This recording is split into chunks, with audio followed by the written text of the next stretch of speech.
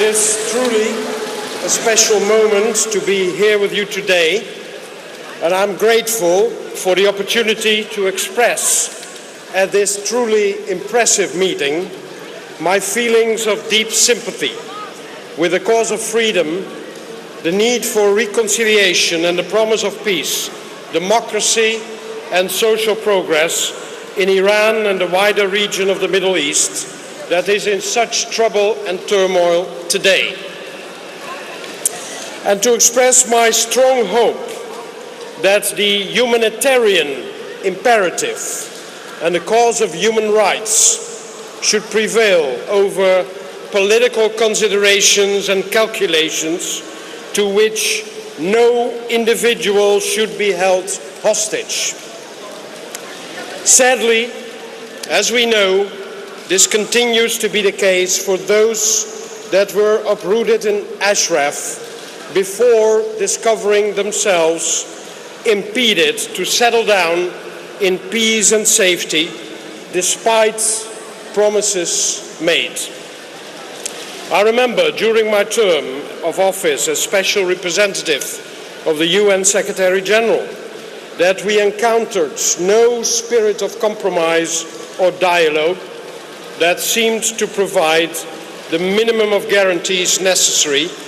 to recognize the humanitarian primacy that was and is the future of the Ashraf residents. Countless efforts we invested in bringing your families, friends, and colleagues and our fellow human beings into the spotlight and onto a better place to live in a world that was inclined to look the other way. That is why I urged time and again Prime Minister Maliki to relieve the unacceptable pressure and to help look for peaceful and genuine solutions. And that is why on so many occasions I urged the diplomatic community in Baghdad to assume their global humanitarian responsibility and to open their hearts and minds to create havens that would be safer outside Iraq. I am proud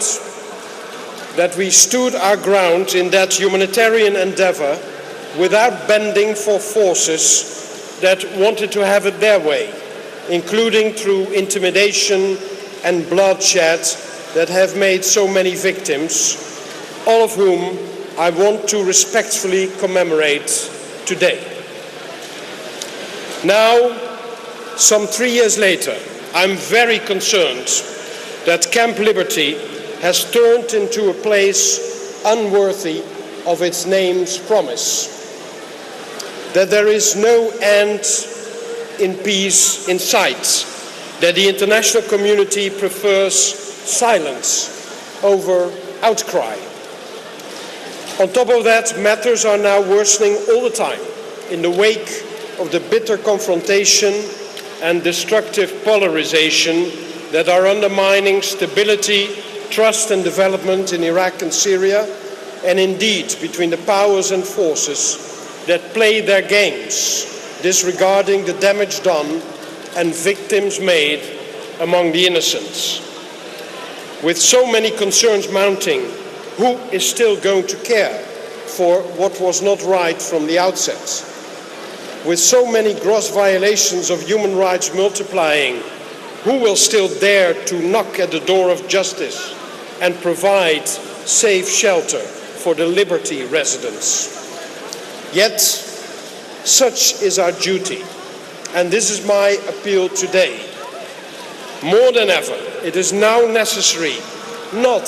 to look the other way or to be overwhelmed by everything that is harming the future of countless men and women, secular or faithful, of all sects and all ethnicities, in that wonderful part of the world that provided us with a heritage of millennia of culture and civilization.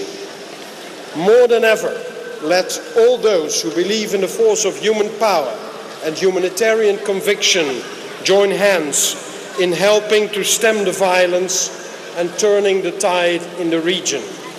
And for the cause of human rights and to obey the humanitarian imperative